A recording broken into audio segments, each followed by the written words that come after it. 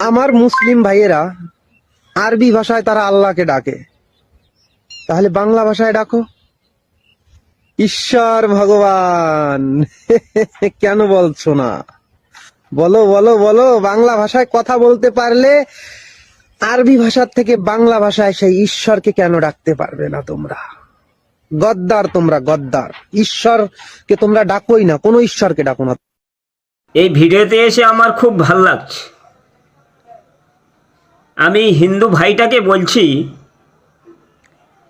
Motorcycle, bicycle এদেরকে ইংরাজিতে ডাকা হয়, এদের বাংলায় কি বলে ডাকবো?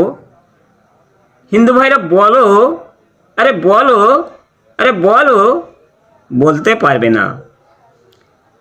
এখানে রব মানে আল্লাহ।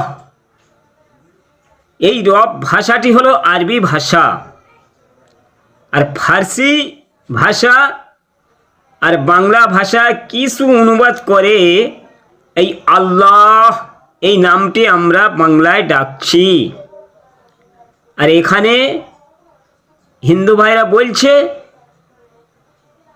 তোমরা ঈশ্বর এবং ভগবানের কখনো ডাকতে পারবে না। না না না না, আমরা একদম ডাকতে পারবো না, কারণ আমার আল্লাহর 99টি শ্রীপতি নাম রয়েছে। এই 99টি শ্রীপতি নামগুলির মধ্যে আল্লাহ পাক বলছে তোমরা শনাক্ত করে দেখো ওর মধ্যে কোনো দেবদেবীর নাম আছে কি না।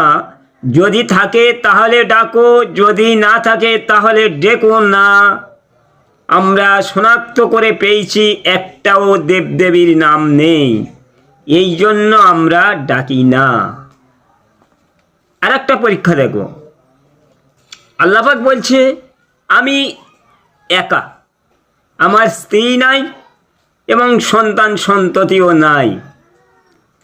তাহলে এখানে ভগবান তার স্ত্রীলিঙ্গ ভগবতী, ঈশ্বর তার স্ত্রীলিঙ্গ ঈশ্বরী, মদ বিরোধী।